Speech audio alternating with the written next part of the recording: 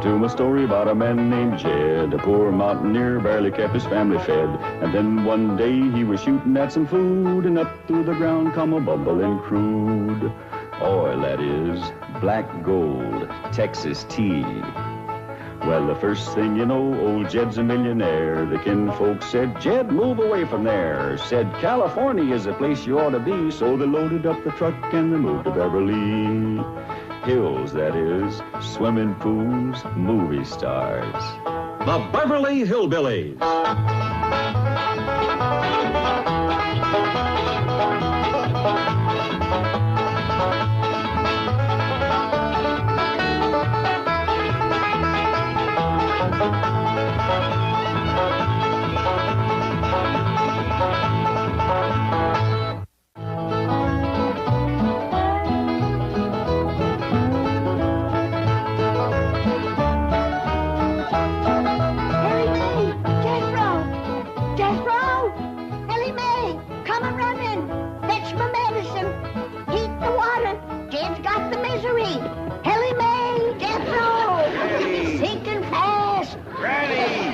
Down. I ain't as sick as all that. You get back into your bed and stay there. All right, I'll do it if you just calm down. I'm calm. Now you do as I tell you. You're a sick man. You're deathly sick. All right, all right. Hurry, Ellie, come quick. Uncle Jed's sick. I'm coming. What should I do? Get them varmints and them critters out of here. Don't you know your pa is sick? Yes, ma'am, Granny. But don't worry, they won't catch nothing. Get him out. Get him out. Jethro, you go get me a mud dauber's nest. Some rich weed, some dog banes, some stump waters, and dried beetles, and some lizard I got doctoring to do.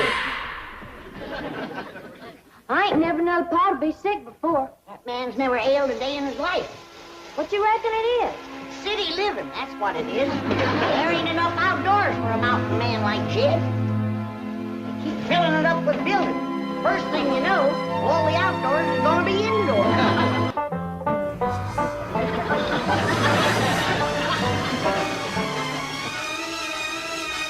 Bluey, got him, Duke. Nice big fat honker flying south. Bluey, got us another one. We gonna have goose and dumplings tonight. Pa? Just a minute, Ellie.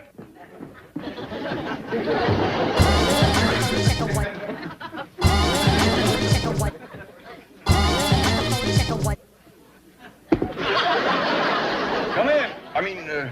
Come in. Pa? Pa, I'm terrible worried. You ain't never been sick before. Don't you worry, Ellie. Ain't nobody better at doctoring than Granny.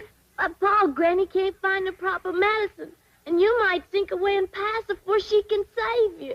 No, Granny will pull me through. I'm scared for you, Pa. Oh, now, Ellie, don't go to crying. Look, if you can keep a secret, I'll tell you the truth. I ain't really sick. I'm just pretending for your Granny's sake. What you mean? Well, remember back home how folks was always coming over to our place to let Granny doctor them? Yeah.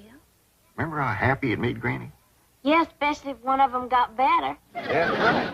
Folks out here got city doctors, and they don't need Granny, and she misses at something terrible. You reckon that's why she's been so down in the mouth here lately? Of course. You should have seen her when I told her I was ailing. Why, she commenced to bouncing and jumping around, worrying about me being at death's door. I ain't seen her so happy in a year. Hold on, Jed, I'm a-coming. Hurry with my medicine, Jethro.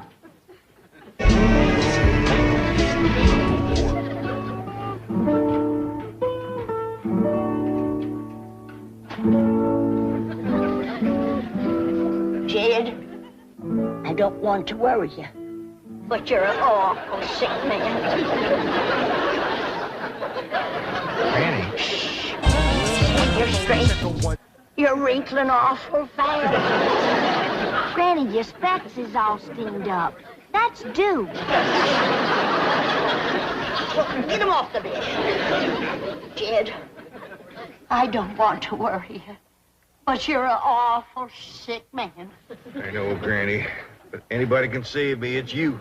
That's the truth. Ain't nobody can doctor like you. It ain't no credit to me. I was born with the gift. Here's your medicine, Granny. Hey, Uncle Jed, you don't look sick to me. Hey, come on, let you and me go hunting. Come on. Hey, look, see, Granny, see the girl go up. I'm ashamed of you. Now, Granny, Don't you know that every mountain man wants to go to his reward with his boots on and his gun at his side? Now, cover him up. Not all the way. He ain't gone yet. I ain't gonna let you go, Jed. Thank you, Granny. Let's get busy. Jethro, get my medical tray and set it on the bed. Yes, Granny. Ellie Mae, shut the door and the windows. We gotta trap them city germs that's in here and commence to fighting them. Yes, sir. Yes. Drop this in my boiling water and get my vapors to fusilate them. This is a make-do remedy, Jed. Because Jethro couldn't get me any stump water, dog bane, or lizard eggs. What is it you're fixing to give me, Granny? Brand new, Jed. It's in the trying out stages.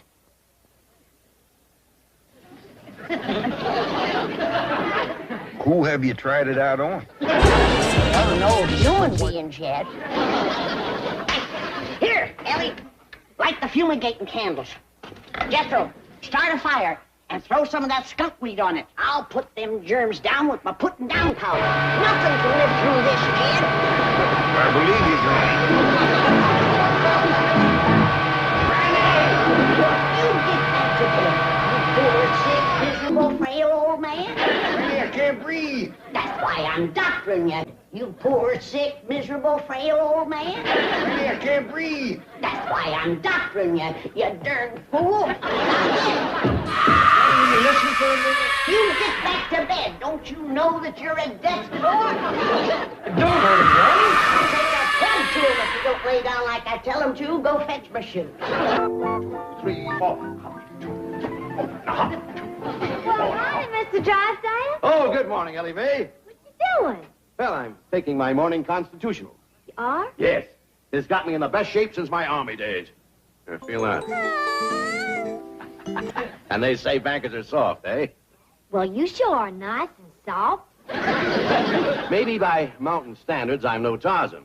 But I assure you, my Beverly Hills physician is going to be amazed when he examines me this morning. How come? Because of my condition.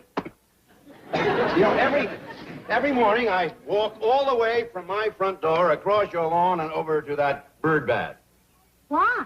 Ain't you got no place to wash up? How's your father?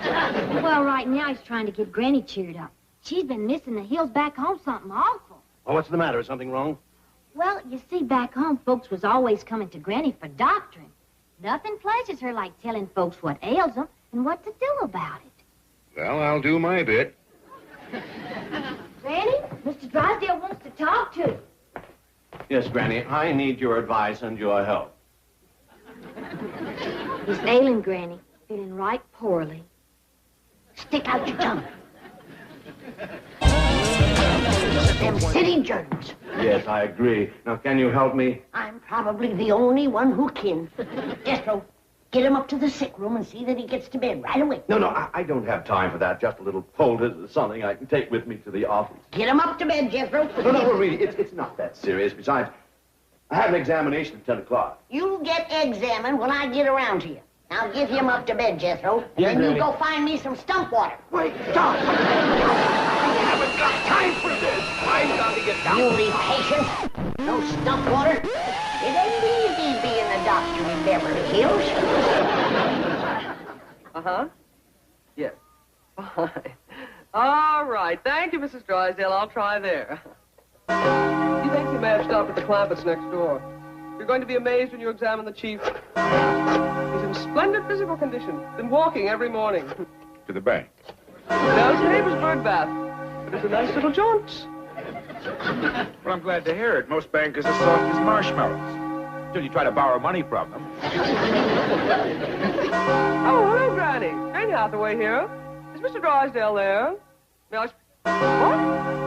What? Sick in bed? At your house? Well, I'll send his doctor right over. What's that? I said he's already got the best doctor in Beverly Hills. Now, excuse me, I'm too busy to talk. says he already has the best doctor in Beverly Hills. I better get over there right away. Best doctor in Beverly Hills? How can there be two of us? What did Jethro do with my clothes? I only give them to Granny to have them fumigated. Well, clothes or no clothes, I am leaving. You ain't got no chance to get down them steps. Granny watches them like a hawk. Let's go take a look out the window. Pretty far to jump. Maybe you can make her that limb of that tree yonder. Well, I'm in pretty good shape, but not that good. That window! I just had these Germans put down. Now you open the window and let them in again. Hey, Mr. Drysdale feels pretty good. I think maybe he's well. You get back to bed. Oh, no, he's right, Granny. I feel wonderful, perfectly marvelous. Of course you do. I've been doctoring you. Oh, and you're sensational. You know you've made me well. I had you well. Then you opened that window and breathed in some more germs. Oh, no, I didn't. Honest. I opened the window, but I didn't breathe. Oh, I swear it. I held my breath, didn't I, Mr. Famine? Granny, I swear I ain't actually seen him take a breath in 5 or 10 minutes. Lung lock. That got him breathing, but he's still wheezing an awful lot. You get into bed. Get into bed. I've got to get to the bank. You gotta get into bed. No, really, I can't. You know that your life is hanging by a thread. Get into bed.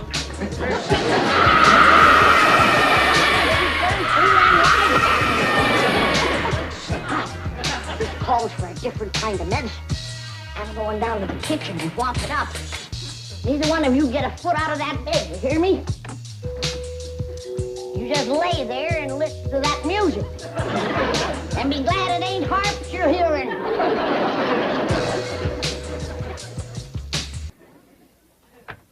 Oh, howdy there. I knowed somebody was coming the minute I heard that music. Is this the Clampett residence? Oh, yes, sir. I'd like to see the doctor that's taking care of Mr. Drysdale. Oh, yes, sir. Come right in. Hey, Granny, word's getting around. Here's another one. Howdy. How do you do? Well, I see you got your things with you. You figuring on staying for a while? As long as necessary. Praise be. Here's one that understands that great doctoring takes a little time. Thank you. You? Now, what do you reckon the problem is? Well, I won't know until I've had a consultation and my own examination is completed. We're going to get along just fine. Thank you. Thank you. Now, I'll be taken to the sick room. Oh, did you hear that, Jethro? Ain't he a joy? He sure is, Granny. You make doctoring a real pleasure. Thank you. Thank you. Now take him up to the sick room, Jethro. I got work to do in the kitchen. I'll be up to see you directly. Oh, now, you won't have to climb these stairs again. I'll come out to the kitchen and see you there. Lord love you. You're so nice. You about got me to bawl. But don't you worry. If great doctrine can do it, we'll come through as good as new. Thank you. Thank you. What a lovely little woman. She sure is. Hey, this way to the sick room. Hey, what you got in that there little bag? Everything I'll need, I'm sure. Well, that's good, because we're running low on nightshirts.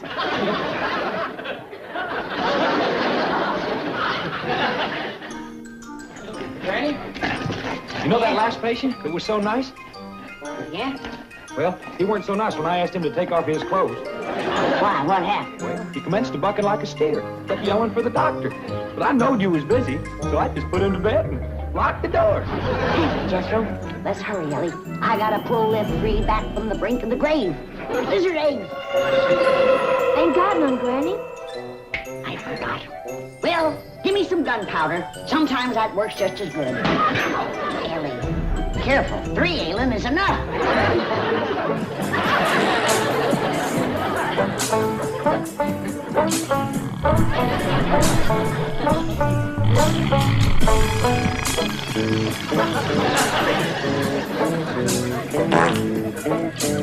You one of you fellas know any funny stories? Well, the good doctor there usually regales his patients with a few of the latest. How about it, Doc? All right. Have you heard the one about the busy doctor who made a house call? Was seized, forcibly undressed, and thrown into bed? No, what happened? Well, his patient was a rich banker. so this busy doctor doubled his fee. And if he has to stay locked up here much longer, he's going to triple it. I didn't ask you to come here. But if you're going to charge me, then by George, you're going to examine me. So get your bag of chicken toys and get at it. Show a little more respect for the dignity of the medical profession, shall we?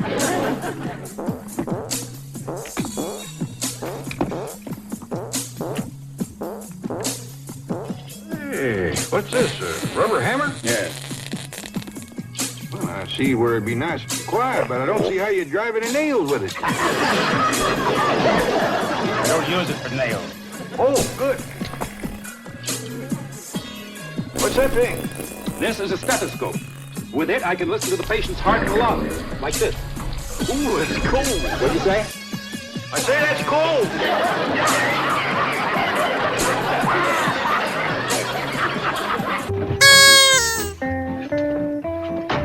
Jethro, how's Mr. Drysdale? Did the doctor treat him? Oh, yeah? But there's terrible trouble, Miss Jane. That last batch of medicine blew up and pretty near ruined the whole kitchen. Medicine blew up? Well, yeah. My granny said it was mixing the corn squeezins and the gunpowder that did it. Jethro, would you please explain what you are talking about? I haven't got time now, Miss Jane. There's 3 sick men lying upstairs in bed, and I got to get these things sharpened so's Granny can go to cutting on them. Well, yeah. Without we got no medicine, this is the only thing that'll save them. Jethro, try to be calm. Now, is Mr. Drysdale one of the men that Granny's going to cut on? Yeah, Mr. Drysdale, Uncle Jed, and the fellow that came last by the name of Clydeburn. The doctor?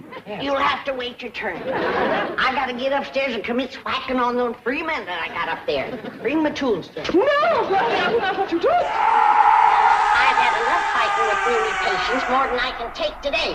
Now, Ellie Mae, you get her out of the way and keep her out. All right, Miss Jane? You come with me.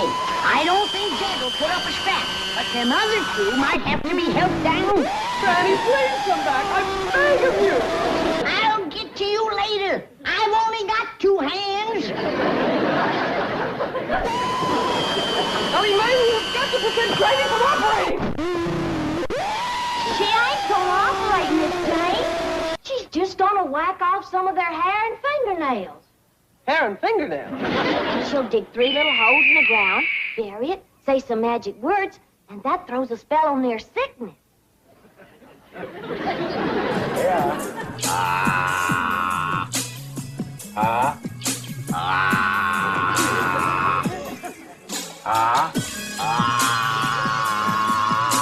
Say, doctor, I bet you he could talk a heap better if you took that stick out of his mouth. Look it, Jethro. Get back in bed. You heard her. Get back in bed. Jump off of the bed. I got doctoring to do. Now, look here. You heard her. Get that junk over there. Those are the finest medical instruments that money can buy. Thank you. Razor sharp, too. All right, Mr. Drysdale, I'll commence on you. No, just a minute. What do you have in mind with that knife and those scissors? Well, I gotta cure you somehow. And without medicine, there's only one way left. No, me. I can get you any medicine you require simply by telephoning a pharmacy. And they will deliver to your front door. Oh, that's just dandy. I'd much rather use medicine. It's a lot easier than cutting and snipping. Exactly what I keep telling my surgeon friends. Now, you'll just lead me to a telephone? Right this way.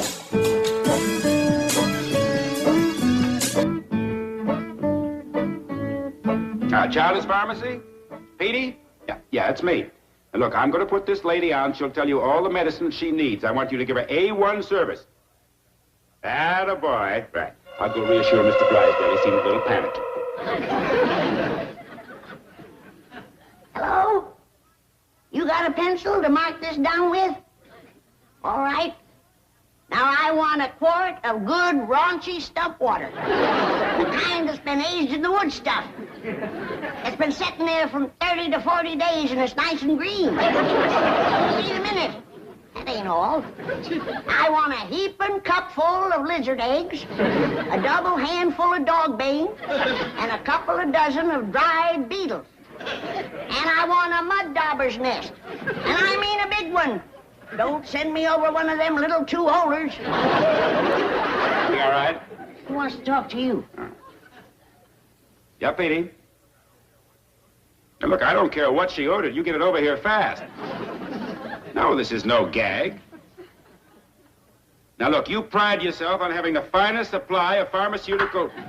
Hello? Hello?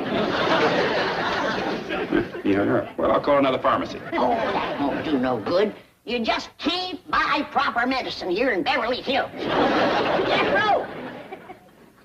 Yeah, Granny? I'm gonna have to go to cutting and snipping on those 3 sick ones. Oh, not me. I'm getting out of here. Get him, Jethro! Ellie Mae! Yes'm, Granny. Dig me 3 deep holes out and back! Right away, Granny.